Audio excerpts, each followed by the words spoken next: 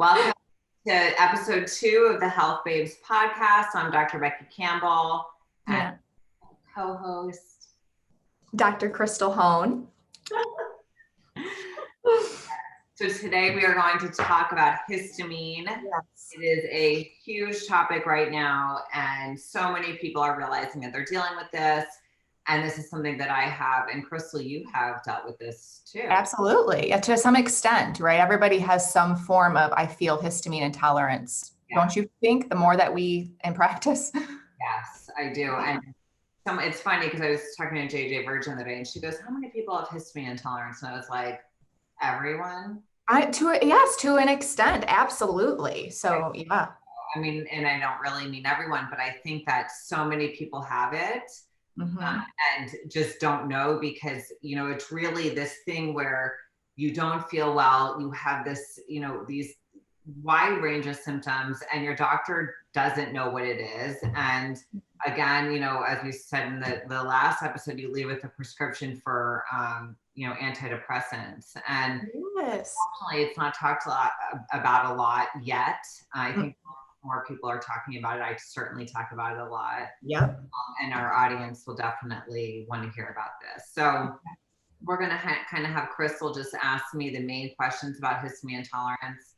And I'm going to go through that to educate you. We didn't really do a post asking you guys on this, but I know that this is what everybody wants to hear. Probably. Absolutely. So we're just going to go through and give you guys the main points of histamine intolerance and kind of help you to identify this in yourself. Yeah. So why don't we start off back with at least what is histamine? Let's do that. So histamine is a chemical that our body, we make in the body, and we also ingest. It's in food. Histamine is not a bad thing. Histamine gets a bad rap because you hear the word antihistamine medication.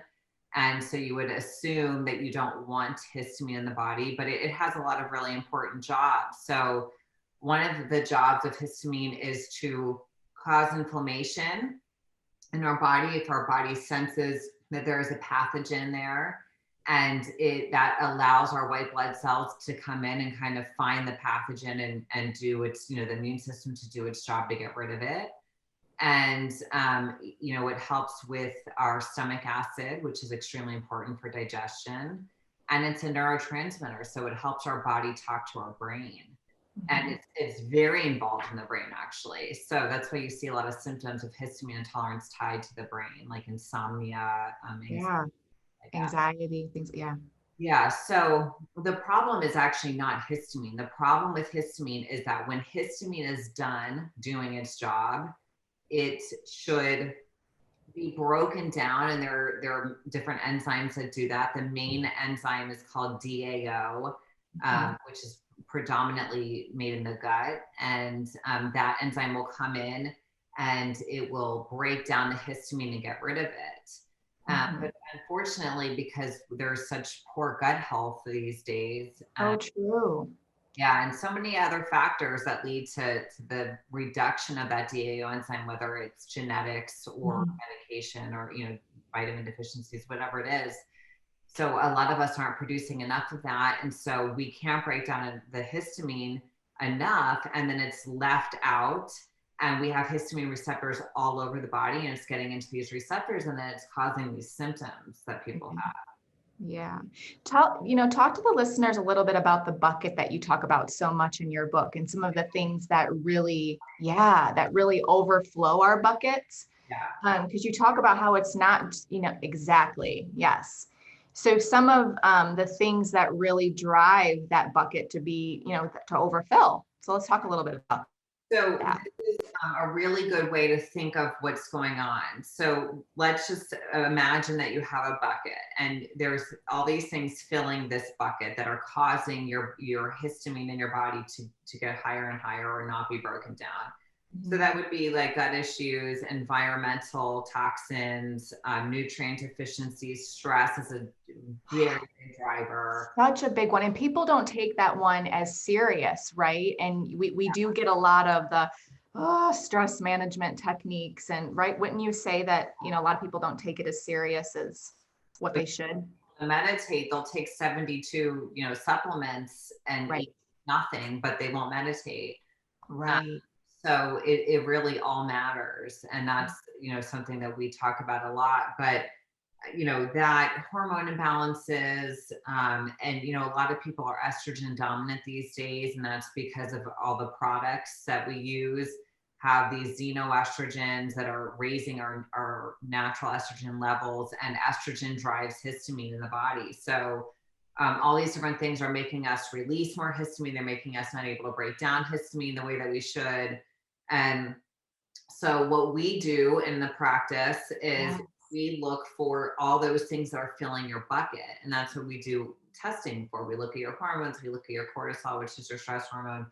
We look at your gut health to see if there's any bugs. And some of these bugs actually create more histamine in the body. Right. So we look at all these things. We look at the foods that you're eating to see if they're high in histamine. And what we try to do is empty that bucket out. So Exactly. that's kind of the goal. And that's what we do with our patients. And so we get the bucket as empty as we can.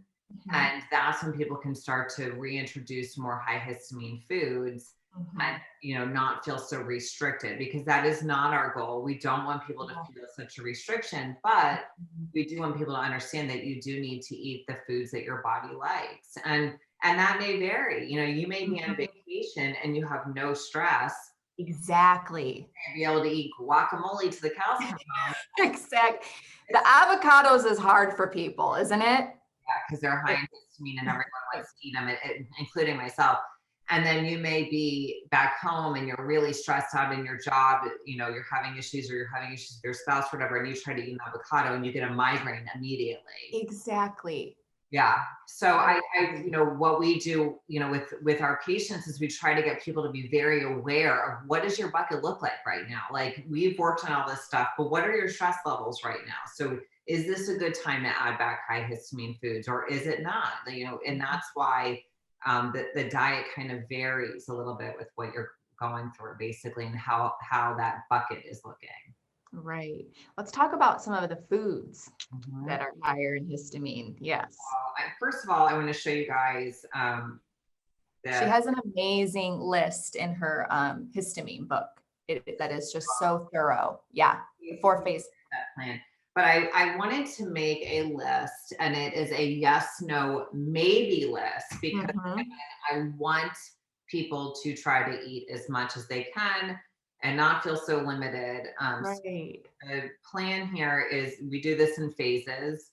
And we, start with eliminating the no foods. The no foods are the foods that are really high in histamine, like fermented foods. Fermented foods actually have bacteria that creates histamine, and Exactly. um, and that is why people struggle so much with fermented foods.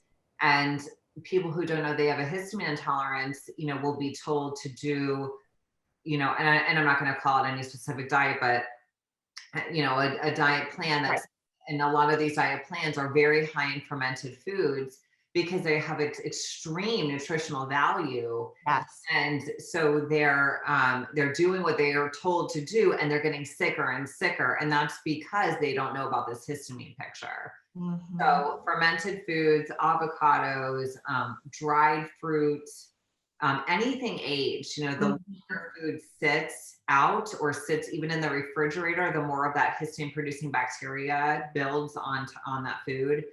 Um, and so that's why, we talk about freezing your food and getting Yeah.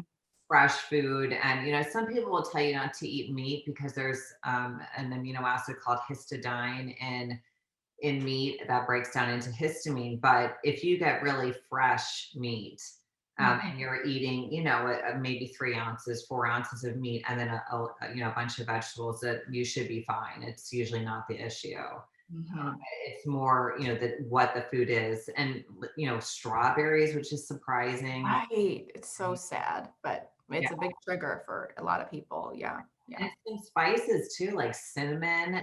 That's why in my books, even though I use apples and a lot of things because they're actually an antihistamine, I don't use cinnamon with it because some people do really bad with cinnamon. Mhm. And So don't you find everybody is so different too with their reactions with histamine food? So that's why when we work with our patients, we have them log their symptoms with the tracker and things like that so that we can help them best because everybody is different, especially with reintroducing after you fix some of these drivers, right? So true. Everyone's different. Sometimes people are like, I am fine with that food. That food is Yeah. bother me. Whereas someone else is just they're on, death's door if they eat it. So I know. And everybody, we have some really sensitive patients, and it just takes time as you really get to some of these root causes, especially if they're dealing with mast cell, right? Because absolutely. And there are different levels of histamine intolerance it and really is. syndrome, which mast cell activation syndrome is the biggest driver of histamine intolerance. And it's basically mast cells are these white blood cells Mhm. that produce histamine or release histamine. And with mast cell activation syndrome, they're either producing too much or they're releasing it too easily. So Mhm. whereas something you would, if you would only release histamine when there's a real threat, like I talked about earlier, the pathogen being there with people with mast cell activation syndrome, they may smell perfume and Yeah. start dumping histamine. So, Mhm. there's just different levels. Some people are extremely sensitive, and I've been all of the levels. So, Yes, you really have. You've been through it personally. This is why you're helping so many people. And even with the book, it's amazing. And it's still new, I feel. Still very, new, very new. So yeah, it's a lot. It's very complex, that's for sure, and what we found in practice. yeah. Let's talk about some of the testing with histamine intolerance, or some of the testing that we do too to help our patients. Yeah, so we use we like to look at what's going on with the gut. We use a stool test from Precision Analytic. No, Mhm. that's the No, Dutch, that's the Dutch. Yeah, the GI map. the GI map we used Mhm. for the stool, and also Doctor's Data. They're both good companies we They like. really are. But they're looking at yeast, bacteria that shouldn't be there, bacteria that should be there, and parasites and stuff like that that can drive this H. pylori, which is a bad type of bacteria that a lot of people have. And they're all big drivers of histamine intolerance. So we like to kind of see what's going on there, address that, give them a protocol to kill all that stuff and protect the lining of the gut. This test looks at leaky gut, which is extremely important when It is. any type of food sensitivity. Right. Um, and then we do the Dutch test, which is looking at the sex hormones. Estrogen is very involved. Low progesterone is also very involved because progesterone it can help you produce more DAO, that enzyme that breaks down histamine. So we like to look at the balance of that and make sure that we can help them to balance that out. Cortisol is a big driver, Yeah.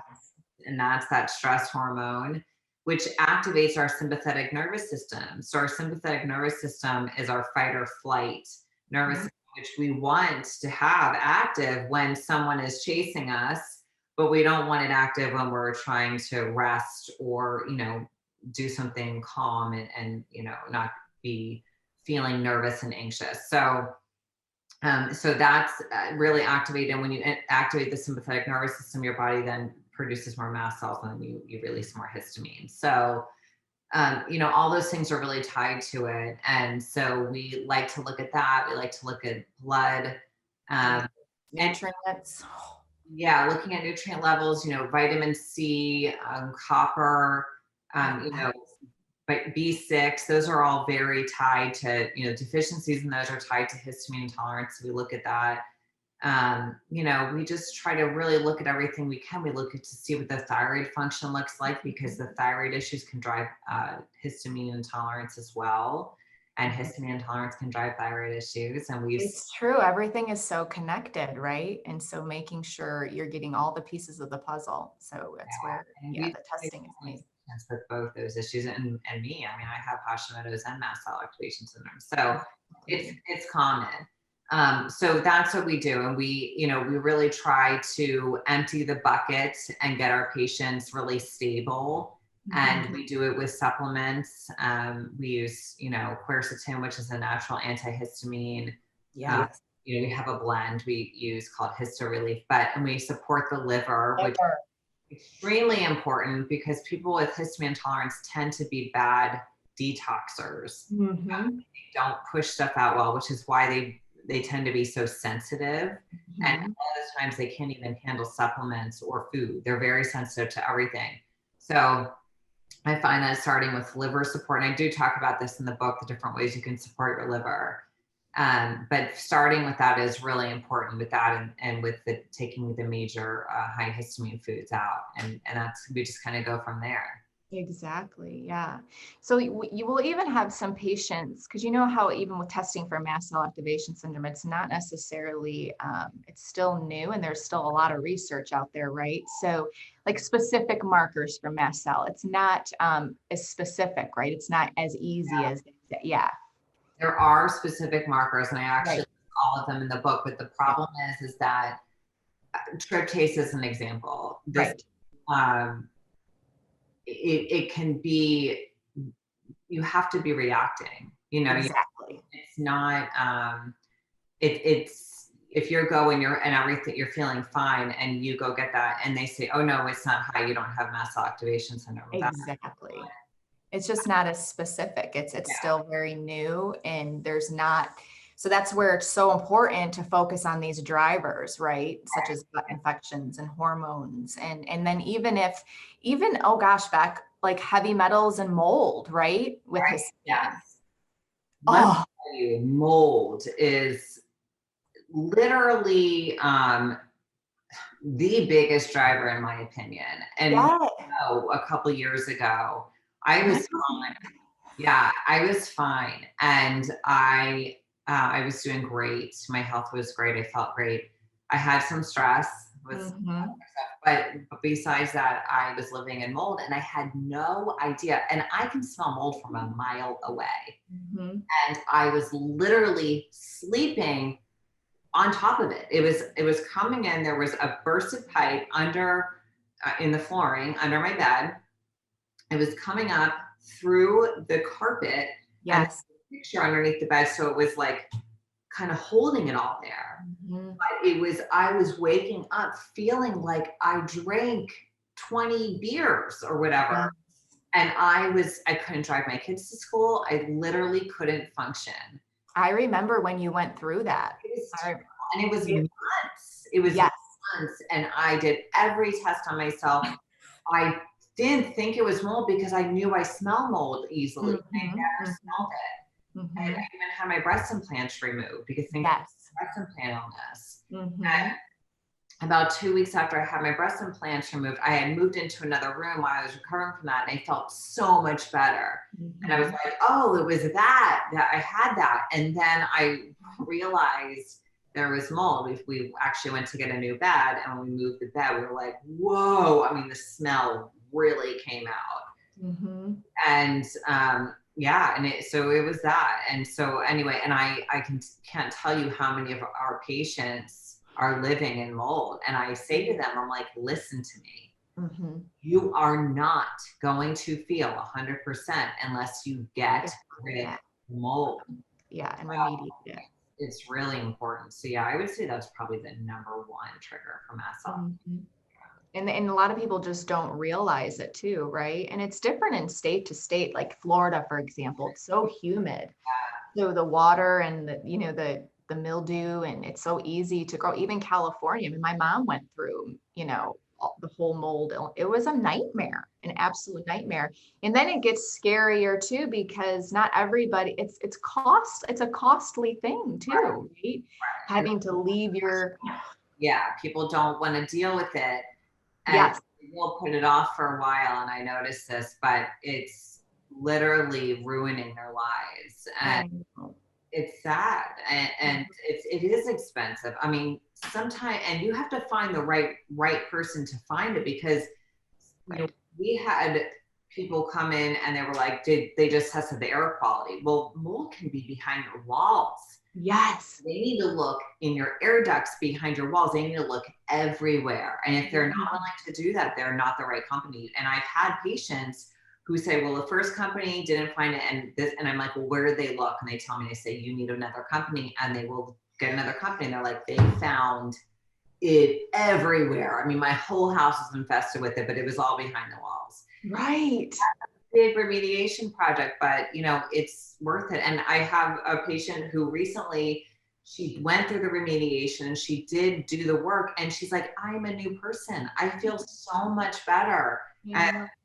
we did a couple, like a 2-month mold protocol, just to make sure it was out of her body, because I had tested her previously for mold Right. in her body, and she did have it. So that's when I was like, you really need to get serious about this remediation. And she's a different person, and she feels amazing, and she can eat what she wants. She doesn't have histamine intolerance anymore. Right, right. And I feel too, like, especially being in practice longer now, right? We see so many people, everybody handles it differently too, depending on where they're at in their health. Cause I mean, because we are exposed to mold outside and all of these things, right? But I mean, there's certain people, like just even genetically, right? You just can't handle this. So you have to look into that and take it seriously to really take your health to the next level and help yourself. But It it's also depends scary. on how well you push toxins out. Right. Genetic mutations that have to do with that, and liver function stuff. So that's why we always work on all that stuff, because if you are, I'm that type of person. I hold on to everything because of my genes. Yes. So, We're the same. Me and Beck are the yeah, same, aren't we? gene mutations, Yes. everything. But we have Yes. to support. We have to use liver support. We have to use glutathione. Like, we have to do all that stuff. And when we do, we're great. And when we don't, it starts to come back in because our body just doesn't do it well on its own. So Right. So after, when we work with patients, this is something to talk about, reintroducing. Like, a lot of patients will say, oh my goodness, do I have to stay low histamine forever? Let's talk a little bit about that, because I think that's important. So I think people are very quick to try to reintroduce, and Yeah. we put them on about a 30-day supplement and food plan while we're waiting on their testing to come back, and they think it's like a 30-day thing, and they're like, okay, well, I did your plan and I Right. felt really good, and then I started eating the way I was because the 30 days was over, and I felt bad again. I'm like, whoa, this is not no. Yeah. So, you have to really address the driving factors to be able to get to that point and let your body heal, to be able to get to that point to start to reintroduce. So once you are there, I recommend, eating a food, and only trying one at a time, that has been a problem for you in the past, and eating that food for a few days in a row. And if you do well every day with that food, you're probably okay with it. And then you may find foods that you do okay with to a certain level. Like, you can go here, but you can't go here. So that's how I am with avocado. Like, I can't go free for all with avocado, but I can definitely eat it. Whereas before, I couldn't even look at an avocado without getting a headache. Um, so that's kind of how we do that. And I say to people, just be very aware of your stress levels. Like, Yes. if you're stressed, this is, maybe keep your diet lower in histamine. And if you're doing really well and you're really happy, and things are great, then you can probably push a little bit further. But there are certain foods that I never want people to eat. Like, I never want people to eat gluten ever. There's no nutritional value in gluten whatsoever. And in many people, it causes leaky gut, and leaky gut causes sensitivities to food. It causes autoimmune disease. It's a nightmare. So I just say, Thyroid, gluten and thyroid. yeah, exactly. Yes. Mm-hmm. And then there's some foods like dairy that I might say, okay, why don't you get raw dairy? Like a good or better quality. Mm-hmm. You know what I mean? And sugar, like, do like a coconut sugar or a maple sugar or something like that, but not all the time. And, in this book, I did give recipes like that because I didn't want people to feel so, like nothing to eat, but I don't eat the apple bread every single day. Exactly. I think it needs to be in moderation because sugar is sugar regardless. And nobody does well with a lot of sugar.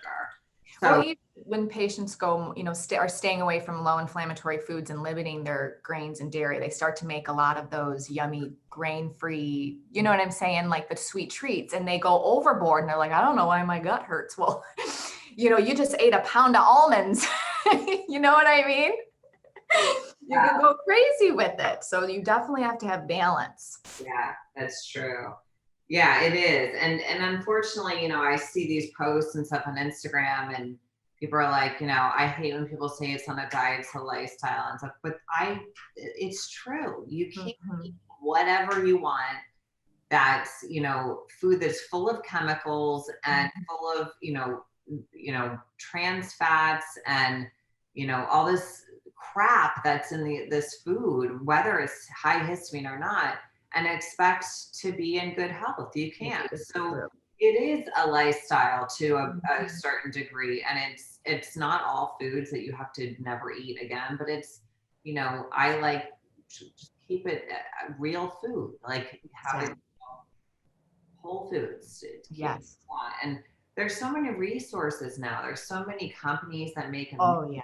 paleo foods, and um, just so many ways we can find recipes, Pinterest, and it's, to me, there's really, not a huge excuse, and it can depend on economic status for sure. So Absolutely. not that everybody has the same options, but I'm talking about the people who do have the option. Right. Have to, decide that if your health is important to you, you're going to listen to your body, and you're going to eat the foods that your body likes, and you're going to stay away from the foods that your body doesn't like. And if it doesn't like it and it tells you, then just know you're going to probably suffer when you eat that. It's true. It's true. I know.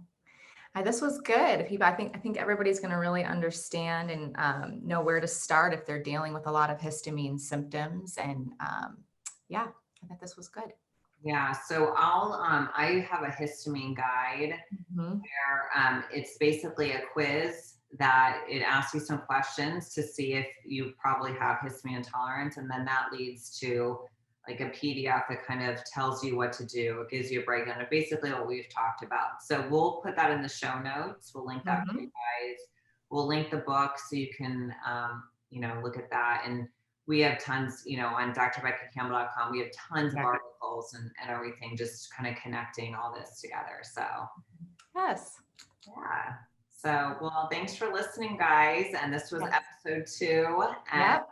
we'll be back soon with episode 3. All right. Have a great day. Have a great day.